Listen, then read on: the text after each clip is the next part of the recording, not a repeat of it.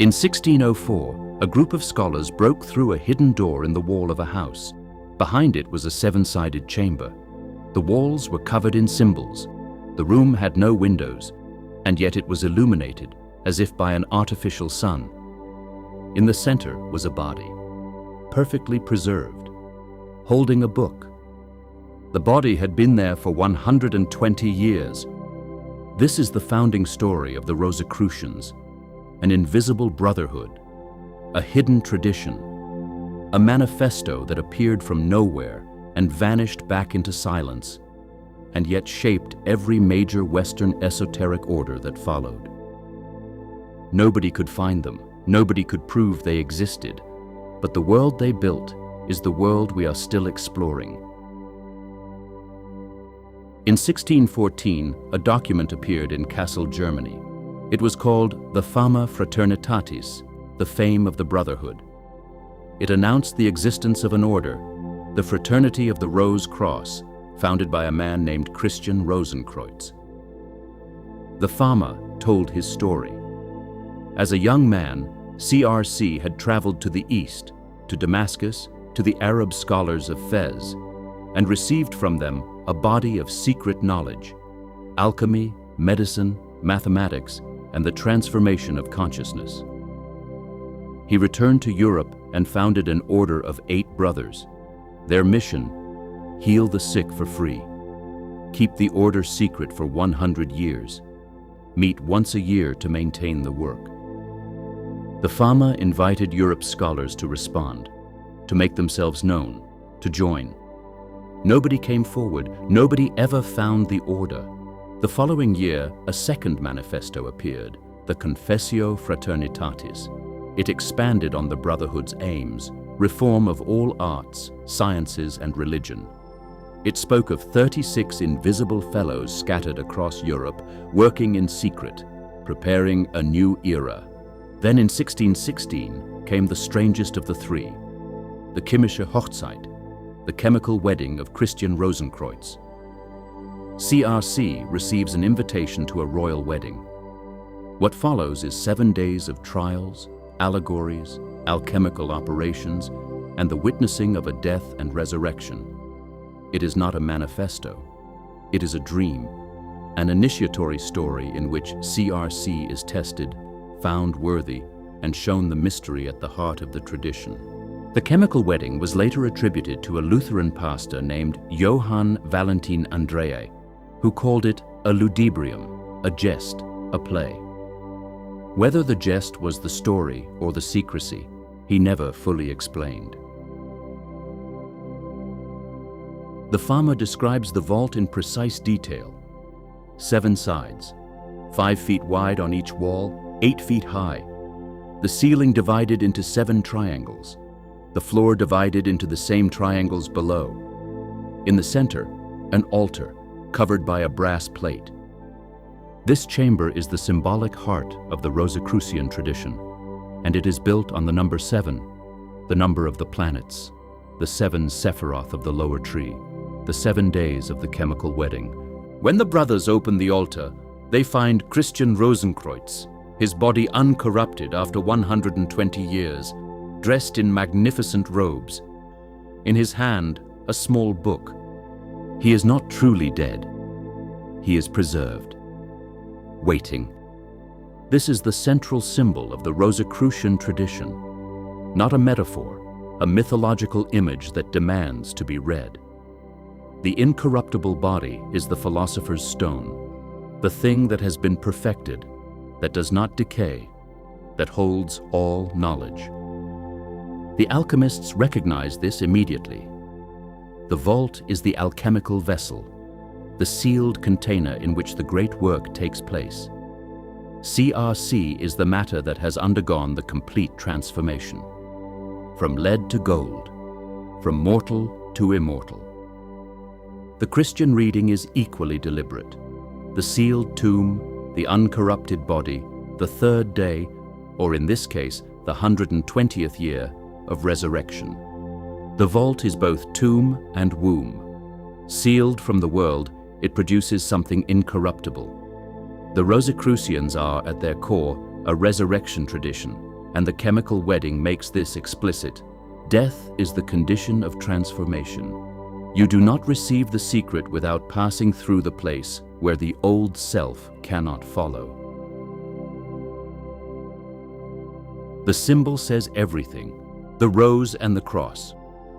To decode it, you need to read it as the tradition does, as a compressed system of correspondences.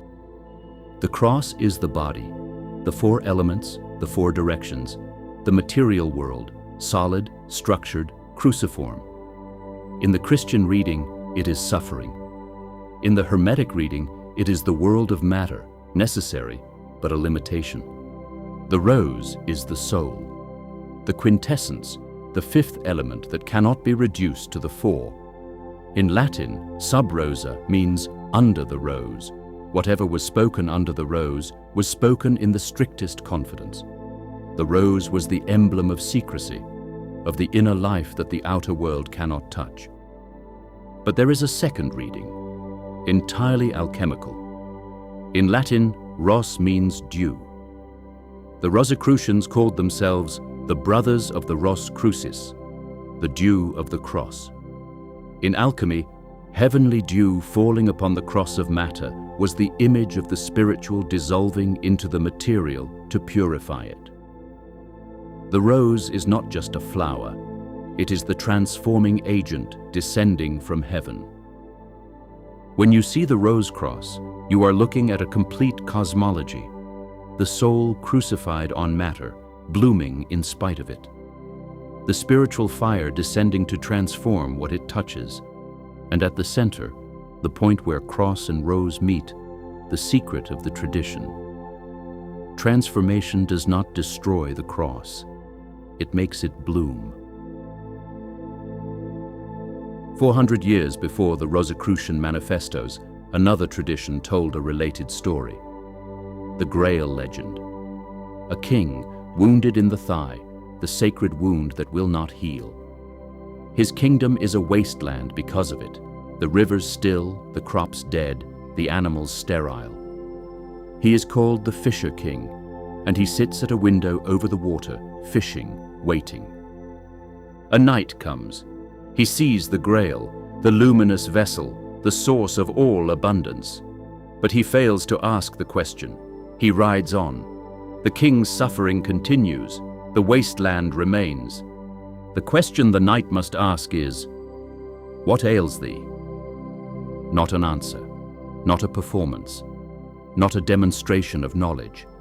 A question, the willingness to see the wound and ask about it.